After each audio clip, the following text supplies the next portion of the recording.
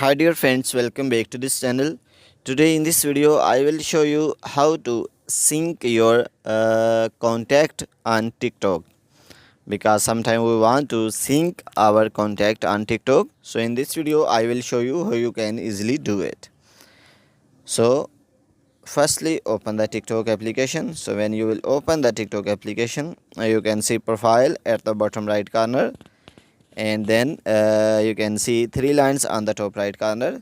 So after this, click on setting and privacy, and then here is the options of privacy, so click on it, and then you can see sync contact, so click on it, and here you can see sync contact option, so you can turn it on.